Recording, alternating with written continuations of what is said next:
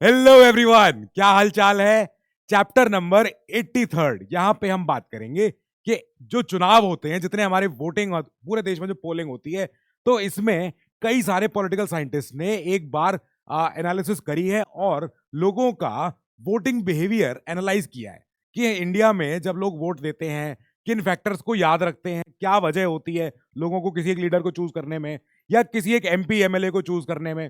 अब इसी को समझने में ये हेल्प करती है क्योंकि इलेक्शंस की हमें स्टडी करनी होती है। ठीक है, क्या होता है इलेक्शन का, सारी स्टडी करने को क्या कहते हैं, वोटिंग बिहेवियर क्या है, हर चीज समझते हैं क्या होता है। देखो, एक पूरा पूरा स्टडी होती है जो होती है पॉलिटिकल बिहेवियर की। पॉलिटिकल साइंटिस्ट जो बच्चे अब जो पीएसआईआर ले रहे हैं, जो खुद को अपने आप को इस समय बडिंग साइंटिस्ट मानते हैं पॉलिटिकल साइंस का, तो वो लोग जानते हैं कि पॉलिटिकल बिहेवियर में काफी कुछ आता है कि कैसे सोसाइटी चलती है, कैसे गवर्नेंस होती है, कैसे लोग किसी को चुन रहे हैं, किन आइडियोलॉजी के बेसिस पे चुन रहे हैं, सारी चीजें। अब उसी में से एक बहुत ही छोटा सबसेट है जिसे कहते हैं इलेक्टोरल बिहेवियर। ठीक है, इलेक्टोरल बिहेवियर ये माने क्या होता है, लोगों का वोटिंग बिहेवियर, लोगों का पैटर्न, लोगों का एनालिसिस। और पता है, अब तो ये और ज्यादा इंपॉर्टेंट हो गया है क्योंकि 2016 के यूएस के प्रेसिडेंशियल इलेक्शन में हमने देखा था कि पहली बार ऐसे एलिगेशन उठ रहे हैं कि एआई या बिग डेटा का यूज किया जा रहा है और कई सारे लोगों को एक बार में, मासेस में लोगों को उनका जो उनका वोटिंग पैटर्न है उसको उसको स्टडी करके, एनालाइज करके उनका थिंकिंग चेंज करी जा रही है। उनको स्पेसिफिक ऐड दिखाए जा रहे थे, उनको कई सारी स्पेसिफिक चीजें दिखाई जा रही थी। और वहां पे यूएस में एलिगेशन लगा कि भैया कैम्ब्रिज एनालिटिका जैसी कोई बहुत बड़ी कंपनी है जो बिग डेटा को एनालाइज करती है, बिग डेटा में डील करती है, वो ये सब समझती है, वो ये सब करती है। ऐसे ही अब वोटिंग बिहेवियर की पढ़ाई करना, वोटिंग बिहेवियर को समझना इंपॉर्टेंट हो गया है क्योंकि अब जो आने वाले समय में एआई होगा, इंटरनेट होगा, ऑफ कोर्स बड़ी बड़ी ऐसी कंपनियां होंगी, जितने ज्यादा लोग, पॉपुलेशन बढ़ेगी हमारी, उतना ज्यादा डेटा बढ़ेगा। अब आप मान के चलो कि एक आजकल जो ट्यूबलाइट्स भी आती हैं, जो घर भी ये आजकल बन रहे हैं, ये जो internet homes, Google homes, IoT हो रहा है हमारा, तो हर चीज में क्या हो रहा है कि डेटा का जो मैन्युफैक्चरिंग है, डेटा का एनालिसिस बढ़ रहा है। डेटा एनालिस्ट की जॉब बहुत ज्यादा मांग में, ठीक है, डिमांड में रहती है। क्यों? क्योंकि डेटा, जिसके पास डेटा है, जिसके पास इंफॉर्मेशन है, ही इज किंग, वो किंग है।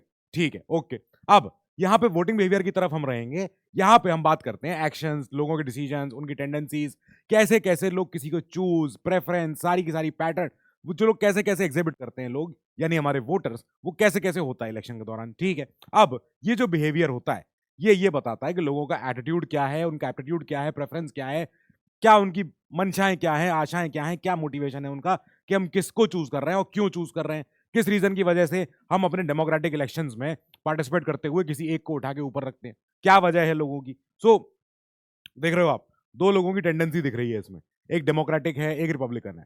अब ये दोनों लोग, इनकी कोई अपनी भाई आइडियोलॉजी होगी, कोई अपना सिद्धांत होंगे, कोई अपना सोच होगी, तरीका होगा, तो उसी को एनालाइज करना, उसी को पढ़ना, समझना, और उसी को बोला जाता है कि अब बताओ, पॉलिटिकल साइंटिस्ट से पूछा जाता है भाई आप बताओ कैसे, आप क्या कहते हो। तो प्लेनो एंड रिग्स ये बताते हैं कि वोटिंग बिहेवियर जो है, ये ऐसी एक स्टडी है concern with ways in which ये सारे लोग, people, tend to vote in public elections and the reason why they vote क्या है, क्या उनकी मंशाएं क्या है। ठीक है भैया, ओके। फिर गॉर्डन साहब बोल रहे हैं कि जो वोटिंग बिहेवियर की स्टडी होती है, वो फोकस उसका यहाँ इनवेरिएबली इस चीज पे तो रहना ही रहना है, ऑन द डिटर्मिनेंट्स। कौन से determinants of why people vote. पहली बात तो why people vote as they do and how they arrive at that decision, कि क्यों तो वो वोट दे रहे हैं और कैसे उस डिसीजन तक वो पहुंच रहे हैं कि साहब मेरे पास इतनी सारी ईवीएम में मशीन, ये सारी मशीन में नाम थे, ये सारे नाम थे, ये सब नाम थे, मुझे खाली ये नाम क्यों अच्छा लगा। क्या वजह है कि कई सारे लोगों को एक ही चीज पसंद आ रही है, कुछ लोगों को ये वाली चीज पसंद आ रही है, वो नहीं आ रही है, वो सारी चीज है। ओके, ओई नाम कुला बिदू, ठीक है, कितना अच्छा नाम है। अब वो ये कहते हैं voting behaviour may be defined as the behaviour जो एक्सप्लिसिटली ये दिखाता है कि वोटर्स की choice, preference, alternatives, ideologies, concerns, agreements, सारी चीजें, and programmes in respect of various issues, questions pertaining to society at large and individual in particular. Okay, fine. Now क्या है, कैसी स्टडी होती है, हमें तो पता है। इस समय ये टर्म बहुत ज्यादा फेमस हो रहा है, सेफोलॉजी। सेफोलॉजी होती है इलेक्शंस की स्टडी। द एक एक पॉलिटिकल साइंस की एक ब्रांच है जो वोटिंग बिहेवियर को, यानी इलेक्शंस की स्टडी करती है साइंटिफिकली, डेटा के द्वारा। ये नहीं कि अपने आप फर्जी आज कुछ भी लिख डाले, कुछ भी कोई भी थ्योरी थीसिस नहीं। पहले डेटा लाओ, एम्पिरिकल एविडेंस लेके आओ, समझाओ कि क्या है सेफोलॉजी में, स्टडी में क्या क्या आपको पैटर्न ट्रेंड क्या दिख रहा है। अब psephology term American political scientist ने ही इसको वापस नाम देना शुरू किया। सेफोलॉजी वर्ड सेफोस से आता है और ग्रीक के जो पोलिस होते थे, ग्रीक के पोलिस होते थे सिटी स्टेट्स। ग्रीक में मतलब एंशियंट ग्रीक में कई सारे सिटी स्टेट्स हुआ करते थे। एथेंस हो गया, कोई और स्टेट हो गया, एथेंस हो गया, स्पार्टा हो गया। तो इतने सारे सिटी स्टेट्स हुआ करते थे। यहाँ पे क्या होता था, यहाँ पे पहली बार, क्योंकि ग्रीक को हम बोलते हैं ओल्डेस्ट डेमोक्रेसी है, मतलब सबसे पहले अगर कहीं डेमोक्रेसी की कोई खोज भी हुई होगी, सोचा भी गया होगा लोगों ने, तो वो ग्रीक में लोगों ने सोचा था कि भले ही चलो वेल्दी लोग हैं, अपने आप वोट दे रहे हैं, ठीक है, पर एक सिस्टम तो था जहां पे मेजोरिटी लोग कोई चीज के ऊपर हाथ उठा के या कोई स्पेशल टाइप के पत्थरों को एक बर्तन में रख के कुछ ना कुछ तरीके से एक वोटिंग बिहेवियर तो उन्होंने बनाना शुरू कर दिया था कि कैसे होता है। तो सेफोलॉजी यही है कि इलेक्शंस की स्टडी कैसे होती है। जो वर्ड है वो एंशिएंट ग्रीक पोलिस के यहां से आया है, सेफोलॉजी वर्ड ये रहा, सेफोस। तो अब हमें दिख रहा है इसमें कि कैसे एंशिएंट ग्रीक में लोग अपने इलेक्शन में क्या करते थे, क्या क्या होता था। तो एथेंस भी हुआ, रोम भी हुआ। वोटिंग यहां पे क्या होता था कि शाउटिंग कंटेस्ट होता था, सीक्रेट स्टोन बैलेट्स होते थे, ये पत्थर है छोटे छोटे, किसी को बड़ा पत्थर, किसी को छोटा पत्थर, किसी को कुछ। एंड यहाँ पे election by election system with built in bias for the wealthy. Wealthy of course, जब देखो हर समय में जहां जिसके पास पैसा रहा है उसने राज किया है, कुछ भी कह लो, और जिसमें पैसा नहीं है वो आदमी भूखा मर रहा है, ठीक है। यही हुआ है। यहाँ पे क्या होता था कि जो पॉटरी पीसेस होते थे, यानी पत्थर के पीसेस होंगे या मिट्टी के पीसेस होंगे, जो मिट्टी जो ऐसे बनाते कुछ भी उसको, use to inscribe certain words, उस पर लिख दिया इन पे, ये देखो सब कितनी नक्काशी हो रखी है इनमें, अंदर अंदर अंदर अंदर अंदर अंदर अंदर अंदर, ठीक है। अब ये वोटिंग हो रही है, किस बात पे वोटिंग हो रही है? Related to banishment of individuals considered threats to society. कि अगर ऐसे कुछ लोग हैं जो बहुत बड़े मर्डरर हैं, बहुत बड़े वहां पे रेपिस्ट हैं, बहुत बड़े वहां पे जो गुंडे हैं, तो उनको बड़े बड़े वेल्दी वेल्दी लोग हाथ एक जगह बैठेंगे, यहाँ पे बैठेंगे, या तो हाथ उठा के या सीक्रेट बैलेट लाके अपने घर से ऐसा वाला कोई पत्थर लाके अपने बर्तनों में डाल देंगे। पता नहीं किसने डाला है, तो हम में से तो किसी ने डाला ही है। पर ज्यादातर अगर लोग चाहते हैं कि ऐसा आदमी बैनिश हो जाए, ऐसा आदमी समाज से बाहर हो जाए, निष्कासित हो जाए, तो उसको बाहर करवाने के लिए प्रॉपरली स्टेट एक फॉर्मली एक वोटिंग सिस्टम लेके आ रहा है। फिर धीमे धीमे खाली सोसाइटी की थ्रेट को हटाने के लिए नहीं, पर सोसाइटी में गवर्नेंस को भी इंप्रूव करने के लिए, गवर्नेंस को भी और ऊपर लेके जाने के लिए इन लोगों ने वोटिंग शुरू कर दी कि भाई जनता की सुन लेते हैं क्या चाहते हैं। तो अब जैसे मान लो कोई रोम में कोई है, जैसे कोई भी लॉर्ड, आप देखते हो गेम ऑफ थ्रोन्स में कई सारे हाउसेज होते हैं, बड़े बड़े घराने हैं, या कई सारे महाराजे अपने अपने। तो उनसे पूछ लिया गया कि भैया ठीक है, अब आप ही बता दो, हम आपके यहाँ के सारे सर्वेंट नौकर चाकरों से तो नहीं पूछेंगे, पर आप क्योंकि बड़े हो अपने घर के, आप सबसे अमीर घर हो वहां के, आपके नाम की सेना है वहां पे, एक काम करो आप आओ हमारे यहाँ, आप आगे अपना वोट दो। बस इतनी इतनी। तो वेल्दी वेल्दी लोग जा रहे हैं, उनका अपना बायस है वेल्दी लोगों का, भाई किसमें उनकी खुशी है, किसमें उनकी सब कुछ है। उन्होंने कहा हाँ साहब, मेरे जो रजवाड़े के, मेरे जो घराने के, या मेरे एम्पायर के, मेरे प्रोविंस के लोगों का मान ये है कि मैं ही राजा रहूं, और मैं चाहता हूं कि साहब इनकी मांग को पूरी करने के लिए मैं आपके पास आ रहा हूं, ये सारी फरमाइशें हैं, ये ले लो, बस ऐसे ऐसे काम चल रहा है। ठीक है, चलो पुराना सिस्टम ऐसा ही होता था। उस समय पे यूनिवर्सल एडेल्ट फ्रेंचाइज का मतलब ही नहीं है, हर वोट 1 पर्सन 1 वोट, वहां को मतलब ही नहीं है, ठीक है भैया, ओके। अब जो वोटिंग बिहेवियर है, इसकी स्टडी क्या क्या चीजें निर्धारित कर रही है, क्या क्या चीजें हमें सिग्निफाई कर रही है, क्या क्या। It aids in understanding the process of political socialisation, कि देश में जो सोशलाइजेशन हो रखा है, जो हम एक दूसरे से एक सामाजिक तौर पे हम एक दूसरे से इंटरेक्ट करते हैं पॉलिटिकल एंगल से, पॉलिटिकल एंगल वो हमारा कैसा है भैया, ठीक है, okay. It assist in examining the internalisation of democracy as a value among both the elite and also the masses, कि कैसे लोगों में डेमोक्रेसी, कैसे लोगों में लोकतंत्र एकदम डीप रूट कर पा रहा है, चाहे एलिट हो चाहे मासेस हो। अब आप ये देखो कि पॉलिटिकल सोशलाइजेशन है, सब कुछ है, और ये बताता है कि भैया हमारे लोग इस समय देश में कैसे एक दूसरे से इंटरेक्ट करते हैं। कोई दूसरे को कहता है अरे तुम अंधभक्त हो, कोई कहता है अरे तुम तो ये हो, अरे तुम तो वो हो। दैट मीन्स व्हाट, कि लोगों ने एक दूसरे को पॉलिटिकली सोशलाइज किया है, खुद को भी एक दूसरे से भी, भले ही आपके विचार अलग अलग है, पर आप इंटरेक्ट कर रहे हो ना। आप कमेंट्स में गालियां लिख रहे हो, आप कमेंट्स में कुछ भी अपने तारीफें कर रहे हो, तो इसका मतलब है कि आप इंटरेक्ट कर रहे हो पॉलिटिकली, सोशलाइज कर रहे हो पॉलिटिकली, बस ठीक है। It highlights the real impact of the revolutionary ballot box.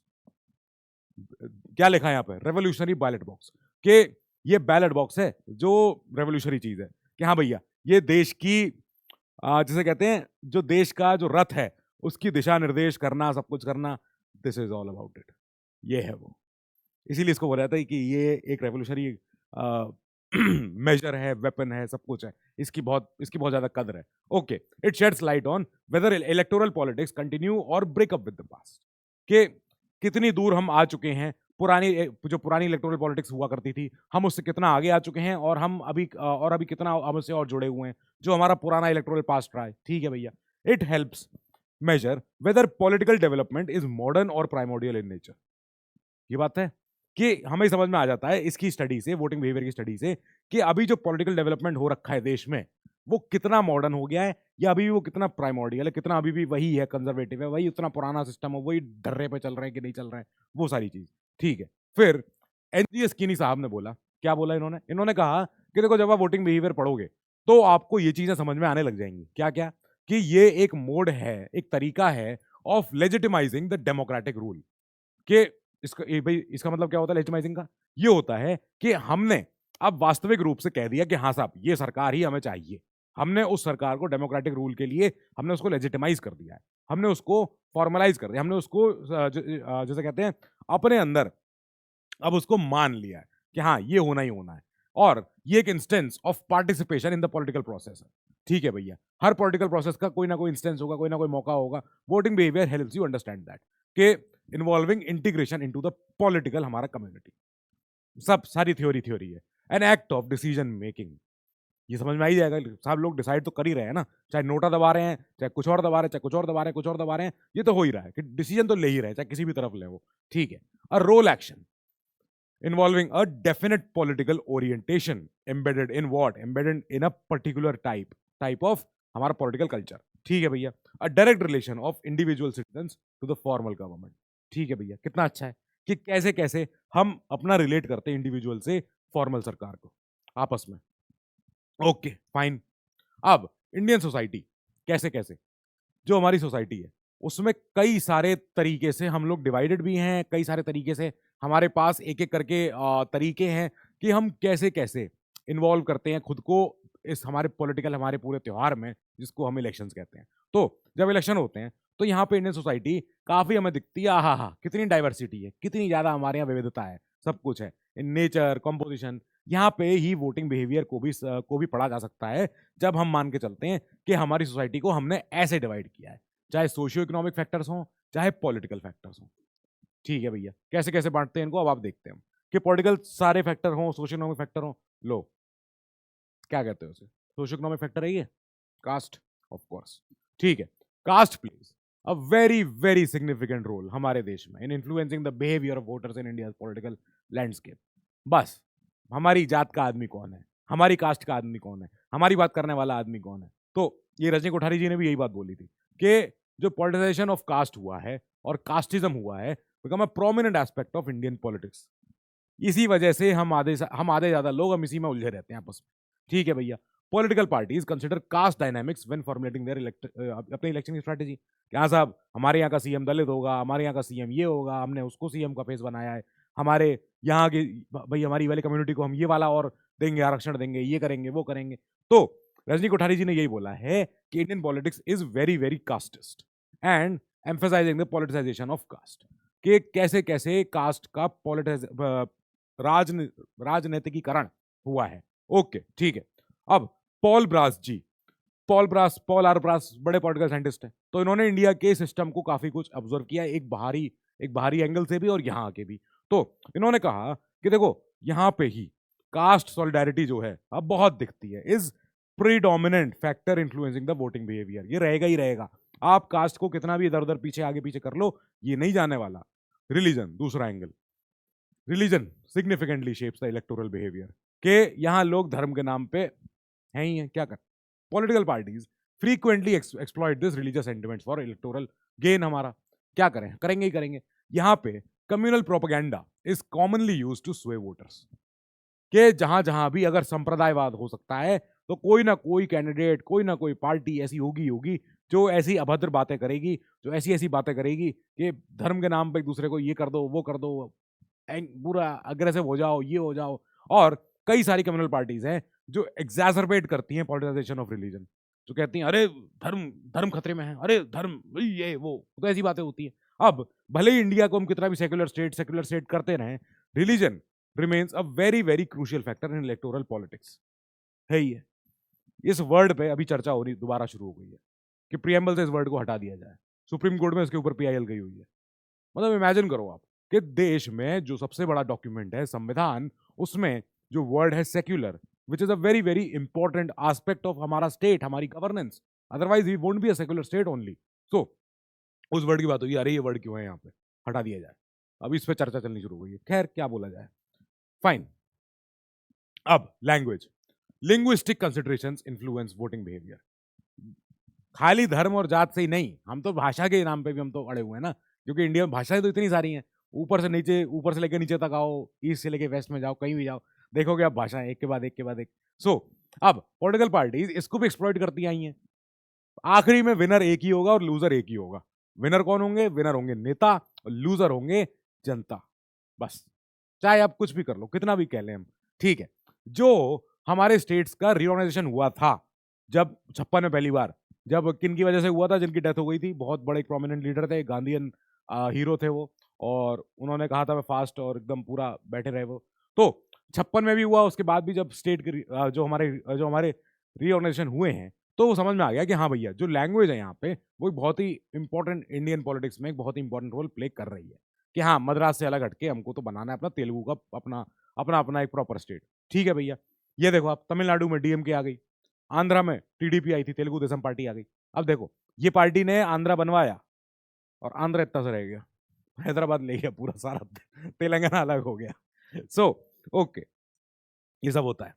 Reason कम थोड़ा ही है, अभी तो ये भी है रीजन, प्रांतवाद, सब रीजनलिज्म, ये भी है।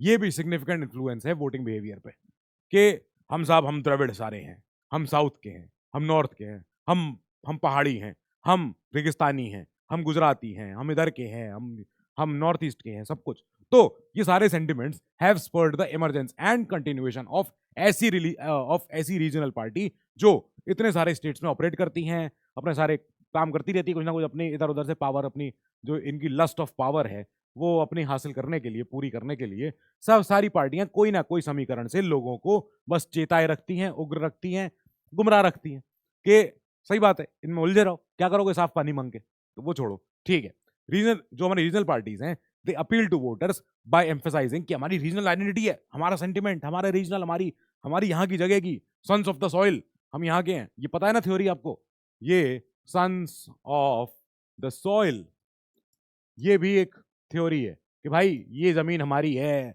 हम मराठी हैं, हम कन्नड़ हैं, हम ये हैं, हम वो हैं। तो आपस में लोग वो कह रहे हैं कि साहब हमारे यहाँ हमारे लोग होने चाहिए, तुम लोग बाहर के जो ये यहाँ की सारे साइन बोर्ड जो है, दुकानों के नाम जो है, हमारी लोकल लैंग्वेज में होने चाहिए, इंग्लिश में भी नहीं होने चाहिए। ठीक है भैया, ये सब ये भी होता है। ये पार्टीज इलेक्शन बॉयकॉट तक पहुंच जाती हैं कि अरे नहीं करेंगे, खासकर वो पार्टीज जो सेसेशनिस्ट होती है। दिस मीन्स व्हाट, पता है ना ये वर्ड क्या होता है? अलगाववाद। जो सेपरेटिस्ट होती हैं, जो अलग ही अपना एक आंदोलन लिए बैठी रहती हैं कि अरे हमें तो अलग होना है, हम नहीं चाहते ये सब, हम नहीं मानते ये सब। सो ये वो पार्टीज पहुंच गई। क्या अभी और खत्म हुए? नहीं, पर्सनैलिटी, ये तो हमारा मेन, तो हमारा ये भी है, जो किसी किसी पार्टी लीडर की कोई ना कोई कैरिज्मेटिक पर्सनैलिटी होती है और उसके अराउंड सारी पॉलिटिक्स घूमती है। आपको मैंने बताया था कि जब जब जब जब जितनी भी हमारे देश में कोई पॉलिटिक्स हुई है, जब वो किसी ना किसी पॉलिटिकल लीडर के अराउंड हुई है, तब देश तो रह गया पीछे, देश तो गया हो गया। जैसे चाहे नेहरू जी हो, चाहे इंदिरा जी हो, चाहे राजीव जी हो, जेपी नारायण जी हो, चाहे अटल जी हो, चाहे मोदी जी हो, सब ने अपना अपना एक सिग्निफिकेंट इन्फ्लुएंस किया है लोगों के ऊपर, और जिसकी वजह से उन्हें सपोर्ट मिला है इन देयर रिस्पेक्टिव पार्टीज। ठीक है, ऐसे ही स्टेट लेवल पे भी कई सारे ऐसे करिज्मेटिक लीडर्स रहे हैं जिन्होंने अपनी अपनी रीजनल पार्टी बनवाई और पूरी सारे लीडर्स उनको सपोर्ट करने लग गए कि हाँ भैया, ये है एक हमारा स्टैंड अलोन, हमारा लीडर, ये होना चाहिए पॉपुलर हमारा फिगर, और इन्हीं को इलेक्शन में, इनके नाम पर इलेक्शन में फिर वोट मांगे जा रहे हैं। ठीक है, ये भी हो गया। मनी, लो, सबका एक common denominator, the role of money can not be underestimated in understanding the voting behaviour. ये तो नहीं हिलने वाला, कितना भी हम कह लें कि हम रेस्ट्रिक्शन लगा रहे हैं इलेक्शन में स्पेंडिंग पे, सिग्निफिकेंट अमाउंट्स खर्च होते हैं, पैसा पैसा खर्च होता है। देखो देखो देखो, नेताजी के पास हरे नोट भी हैं, लाल नोट भी हैं, सब दिख ही रहे हैं आपको। ओके फाइन, ठीक है। अब वोटर्स, यहाँ पे जो वोटर होते हैं, जो वोट देने वाले होते हैं, उन्हें क्या क्या मॉनेटरी इंसेंटिव मिलते हैं? जैसे कैश, लिकर या goods in exchange for their votes, कि साहब हम आपको वोट दे देंगे, लो हमें दारू पिला दो, हमें ये दे दो, हमें खाना दे दो, हमें कुछ और चीजें दे दो, हमें साड़ियां दे दो, ये सब चीजें। ये exchange of votes for notes occurs very frequently. ये होता है, क्या करें, मतलब इसको क्या ही बोला जाए। जब देश का जो हमारा बेरोजगार जनता है, जब उनके पास रोजगार नहीं होगा, तो वो ऐसे लीडर्स के पीछे जरूर जाएंगे जो उन्हें उस दिन का 500 रुपए 400 रुपए दिहाड़ी दिलवा दे, कि उस दिन का उनका इंतजाम हो जाए, खाने का, रोटी का, पीने का, दारू का। तो वो फिर यही सब करेंगे। यहाँ पे मनी का जो इन्फ्लुएंस है on voter decision is typically limited to कहाँ कहाँ पे, जहाँ नॉर्मल सर्कमस्टांस होते हैं। पर खाली नॉर्मल सर्कमस्टांस में ये हो सकता है, नॉर्मली जब इलेक्शन हो रहे हैं, चुपचाप इलेक्शन हो जाते हैं, लोकल लेवल पे हो गए तो हो गए।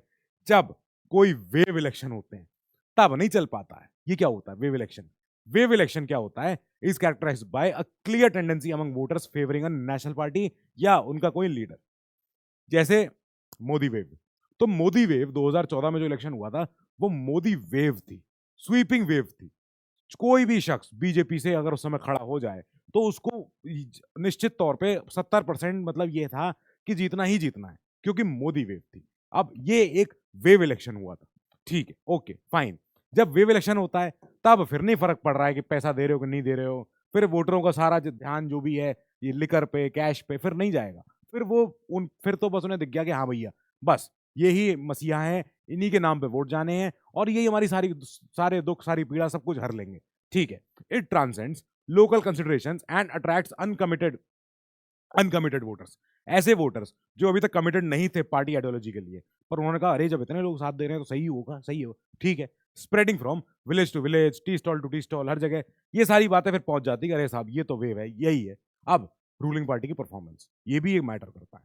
जैसे हम देखते हैं इलेक्शन से पहले हर पॉलिटिकल पार्टी जो होती है वो अपना अपना इलेक्शन मैनिफेस्टो लेके आती है कि साहब क्या क्या हम और कर सकते हैं, क्या क्या आपको वादे कर रहे हैं, हमें हमें भाई हमें क्या क्या नया नया हम आपको प्रॉमिस करके दे सकते हैं। तो वो सब ठीक है। अब यहाँ पे वोटर्स क्या करते हैं, पढ़े लिखे वोटर्स, आप जैसे लोग, हर कोई इतना पढ़ता नहीं है कि मैनिफेस्टो में क्या लिखा है, ठीक है। अब वोटर्स असेस करता है द रूलिंग पार्टी का performance based on it's manifesto, क्या वादे किए थे, क्या पूरे किए हो, बस ठीक है।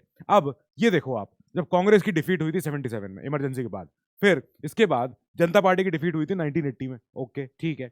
डेमोन्स्ट्रेट किए लोगों ने, ये समझ लिया कि इन्होंने जो परफॉर्मेंस जो इन्होंने वादे किए थे वो पूरे इन्होंने परफॉर्म नहीं किए। और देश उस समय 77 में 80 में लाइसेंस राज से गुजरा है। लाइसेंस राज, ये इस समय का टाइम इतना खराब था, पता नहीं कैसे यहाँ इस समय देश के अमीरों ने देश छोड़ के क्यों नहीं भागे ये लोग, समझ में नहीं आ रहा। आप 100 रुपए कमा रहे हो और आपके हाथ में आ रहा है खाली 7 रुपीज, 7 रुपए बस। अगर आप हाईली रिच हो तो 93% टैक्स। मतलब अगर अमिताभ बच्चन मान लो उस समय कोई मूवी कर रहे हैं और उस समय उनको मिल रहे हैं मूवी करने के, अब चलो उस हिसाब से अगर इन्फ्लेशन एडजस्ट करके बताऊं तो मान लेते हैं कि उनको मिले हैं उस समय एक मूवी करने के 10,000 रुपए। कम है वैसे भी, मैं मान रहा हूँ, पर 10,000 रुपए एक रैंडम फिगर है। और पता है वो घर लेके क्या जा रहे हैं? 700 रुपए उस समय में, क्योंकि वो उस समय हाईली रिच है उस समय। अब ये लोग, हो सकता है, जाहिर बात है कि ये लोग बाहर जाके पैनामा पेपर्स कहीं कुछ बना लें, कहीं कुछ और अपना ठिकाना ढूंढ लें, अपने नाम से कोई फर्म बना ले बाहर, प्रॉफिट्स वहां भेज दें, सब कुछ करे, कुछ ना कुछ करेगा ही आदमी। जब इतना ज्यादा आदमी झेल रहा है तो कैसे कोई सर्वाइव कर पाएगा यहाँ पे, ठीक है, ओके। तो ये समय था, लोगों ने देखा कि अरे ये कोई पार्टी हमारी हेल्प नहीं कर रही है, जिस पार्टी को खड़ा किया पहले उन्होंने कहा इंदिरा हटाओ देश बचाओ, फिर जब तुमको जिता दिया फिर भी तुमने नहीं किया अच्छा काम, तो तुमको भी हटा दिया गया। तो इसका मतलब है कि लोगों ने, यानी वोटर्स ने, आपने और हमने जज किया है परफॉर्मेंस, रूलिंग परफॉर्मेंस, कि आपने कितना काम किया कितना नहीं किया। इसका मतलब है कि जो एंटी इनकम्बेंसी है वो दिखने लग जाती है। एंटी इनकम्बेंसी यही होती है, ये होती है कि जो डिससेटिस्फैक्शन हो जाता है with the ruling parties performance, कि अभी इस समय पार्टी चल रही है, काम कर रही है, ये सरकार में है, पर एंटी इनकम्बेंसी हो चुकी है, चाहे कोई भी सरकार आ जाए पर इस सरकार को तो भगा के रहेंगे बस। जैसे पंजाब में हुआ था इलेक्शन, शिरोमणि अकाली दल, तो उनको बस हटाना ही था। अब हमें नहीं पता उसके बाद क्या बनेगा, कौन बनेगा, कांग्रेस बने, आप पार्टी बने, जो बने, बस शिरोमणि अकाली दल को हटाना है तो हटाना है। हर कोई पंजाब में त्रस्त हो चुका है कि भैया इन्हें हटाओ, ठीक है भैया हट गए वो, ओके। ऐसा होता है कि भाई एंटी इनकम्बेंसी हो चुकी है, जो इस समय पार्टी सत्ता में है उससे लोग नाखुश हैं, साफ सीधी बात, ओके फाइन, वेरी इजी। हम आगे चले, हमने कहा कुछ और, हाँ है, पार्टी से आइडेंटिफाई करना, पार्टी से अपने आप को एक एसोसिएट करवाना, कि पर्सनल लेवल पे और इमोशनल लेवल पे एसोसिएशन विद पॉलिटिकल पार्टीज, के कुछ लोग होते हैं जो भले ही पार्टी के सदस्य नहीं है, सब कुछ नहीं है, पर उनकी आइडियोलॉजी वही है जो उस पार्टी की है। बस individuals who strongly identify with a specific party tend to vote for that party consistently, चाहे उस पार्टी में उसके पार्टी के एक्शन कितने खराब हो, चाहे कितनी शॉर्टकमिंग हो उस पार्टी में, पर अगर उनकी आइडियोलॉजी वहां है तो वो उस आइडियोलॉजी से हटेंगे नहीं, उस आइडियोलॉजी से दूर नहीं जाएंगे और बहुत अच्छे सच्चे मन से उसी पार्टी के प्रति एकदम खुले दिल से एकदम हनुमान जी बनेंगे उस पार्टी के लिए कि हम आपके भक्त हैं। सीधा देखो, एकदम एकदम सीना एकदम दिखा देंगे आपको खोल के, अंदर बैठे हुए हैं आप ही पार्टी का नाम आपका अंदर है। ठीक है, ऐसे लोग भी होते हैं। ओके, ये लॉयल्टी रहती रहती है। अब आइडियोलॉजी जो हम बात कर रहे थे अभी पीछे कि political ideology endorse by a party shapes voter decision making, कि कई वोटर्स का डिसीजन मेकिंग जो है वो शेप किया जाता है थ्रू द पॉलिटिकल आइडियोलॉजी। ये आइडियोलॉजी होती है। अब ये आप देखोगे तो ये आपको मिलेगा कि ये कि पॉलिटिकल सोसाइटी ओआरजी का ये एक तरीका है समझाने का कि कैसे कैसे सोशल राइट, सोशल लेफ्ट, ऐसे वाई एक्सिस पे जो हमारा ग्राफ है, और इकोनॉमिक राइट और इकोनॉमिक लेफ्ट ये एक्स एक्सिस पे है। तो कई सारी पार्टियां जो ये दिखाती हैं कि साहब हम गरीबों के साथ हैं, हम ये हैं वो हैं, वो पार्टियां यानी कि इकोनॉमिक लेफ्ट की तरफ है, वो सोशलिज्म की तरफ है। कुछ पार्टियां ऐसी हैं जो इकोनॉमिकली सेंटर में आती हैं पर सोशली कंजर्वेटिव साइड में आती हैं। आई बात समझ में? ये कैसा ग्राफ है? सो यहाँ की जो पार्टीज होती है, देखो सबसे कोने में सीपीआईएम। अच्छा, इससे क्या समझ में आया कि ये पार्टी सबसे लेफ्ट है और सबसे ज्यादा सोशलिस्ट की बात करती है, सोशलिज्म की बात करती है, जैसे यूएसएसआर। अच्छा भैया, ठीक है। फिर एक आप पार्टी है, तो आप पार्टी थोड़ी सोशल लेफ्ट भी है और थोड़ी सी इकोनॉमिक लेफ्ट भी है। अच्छा भैया, very okay fine. BJP, BJP देखो इकोनॉमी में सेंटर में रहती है, बिल्कुल प्रो कैपिटल भी नहीं है, प्रो यहाँ पे अपना सोशलिज्म भी नहीं है, पर ये सोशल राइट्स में, ये सोसाइटल लेवल पे ये थोड़ी सी राइट विंग है। ठीक है भैया, ओके, ये समझ में आया। शिवसेना इनसे थोड़ी सी इकोनॉमी में थोड़ी सी पीछे है और लेकिन राइट विंग तो राइट विंग है ही है वो भी। ठीक है, तो यहीं पे ऐसे कई सारे इंडिविजुअल्स होते हैं, वो इंडिविजुअल्स भी जो अपने मन में ये मान के चलते हैं कि हाँ नहीं नहीं किसानों से टैक्स लेना चाहिए, हाँ नहीं नहीं क्यों ऐसा हो कि मिडिल क्लास ही खाली अपना इनकम टैक्स भरे, इन हाई ये जो हाई नेटवर्थ इंडिविजुअल्स हैं इनसे लो ज्यादा पैसा, हम क्यों दें। तो ऐसे करके लोगों की अपनी धारणाएं होती हैं। अब ये धारणाएं वो जिस पार्टी से अपने आप को मेल अपना या अपना मिलवा पाए, तो वो उस पार्टी से डिसाइड करते हैं कि भाई हम आपके साथ हैं या नहीं है। ठीक है भैया, they align themselves with ideologies like communism, capitalism, democracy, या अपना सेक्युलरिज्म, अपना पेट्रियटिज्म और अपना डिसेंट्रलाइजेशन। ठीक है भैया, जिस पार्टी का जैसा सिद्धांत हो, जो लोग उसको अपने आप से जोड़ लें वही लोग। ठीक है, अब voters they generally support candidates कहां वाले, from parties that advocate for their preferred ideologies. अच्छा, ठीक है, कि ऐसे लोग जो उसी को जितवाएंगे जो उनके अपने पार्टी की आइडियोलॉजी से अपना निकल के आ रहा है सामने। अब इन सब के अलावा भी कुछ और फैक्टर्स हैं जो बचे कुचे रह गए। थोड़ा बहुत अगर काम और करना है तो वो ये सारे फैक्टर्स काम कर देते हैं। जैसे क्या? पॉलिटिकल इवेंट्स कुछ भी हो गए, कहीं पे कोई लड़ाई हो गई, देश में जंग हो गई, किसी बड़े नेता की हत्या हो गई, या कोई करप्शन बहुत बड़ा स्कैंडल बाहर आ गया, तो वो सारे ऐसे पॉलिटिकल इवेंट हैं जो शेप कर सकते हैं वोटर का अपना डिसीजन, वोटर का बिहेवियर। ओके, इकोनॉमिक कंडीशन देश की ड्यूरिंग द इलेक्शन, जो भी अब जो पीरियड है, मान लो उस समय इन्फ्लेशन बहुत ज्यादा हो, महंगाई बहुत ज्यादा हो, फूड की अपने खाद्यान्न सामग्री की शॉर्टेज है, बेरोजगारी बहुत ज्यादा है, तो ये सारे इकोनॉमिक फैक्टर हैं, एकदम से आ जाएंगे रोल प्ले करने। फैक्शनलिज्म, फैक्शनलिज्म होता है कि अपना एक गुट बना लेना, अपना एक गुटबाजी बना लेना, which is notable aspect of Indian politics across various levels, चाहे बॉटम में चाहे हाईएस्ट लेवल पे फैक्शनलिज्म होता ही होता है। ठीक है भैया, candidate orientation and the strategies employed during the election campaign, के पार्टी ने कौन सा कैंडिडेट खड़ा किया है, इस कैंडिडेट के कोई बेटे भतीजे के खिलाफ कोई केस तो नहीं चल रहा है, कोई दिक्कत तो नहीं आ रही है, कौन सा कैंडिडेट यहाँ पे सूटेबल है या न्यूट्रल है, यहाँ पे ये है वो है। तो ये सारी जो पॉलिटिकल पार्टी जो जो इलेक्शन के दौरान कोई स्ट्रेटेजी बनाती है। ठीक है, पॉलिटिकल फैमिली बैकग्राउंड, ये भी तो एक फैक्टर है, क्योंकि देश में यही तो चीज जरूरी है कि नेपोटिज्म चलता रहे। देश में यही तो चीज सबसे ज्यादा जरूरी है ना, कि राजा का बेटा राजा बने। ये तो सबसे ज्यादा ये तो होता ही रहा है, ये नहीं होना चाहिए। Okay, now the influence of media. अब इस मीडिया के लिए तुम क्या बोलें, सोशल मीडिया हो चाहे प्रिंट मीडिया हो, इलेक्ट्रॉनिक मीडिया हो, मीडिया बहुत इंपॉर्टेंट रोल प्ले करना करना चाहिए मीडिया को, बट हमको आपको सबको पता है कि मीडिया का रोल कितना चल रहा है। विद दिस ये हो गया चैप्टर यहाँ पे खत्म। अब अगली क्लास में चलेंगे जहां पे हमें पढ़ना है सॉरी 84th चैप्टर में, कि जो हमारा पॉलिटिकल डायनामिक्स में क्या क्या और कुछ एंगल और बच रहा है। ये सारे मेंस का सिलेबस है। विद दिस हमारा चैप्टर यहाँ पे खत्म हुआ 83rd। मिलते हैं नेक्स्ट क्लास में। Till then you keep studying, stay safe, good luck.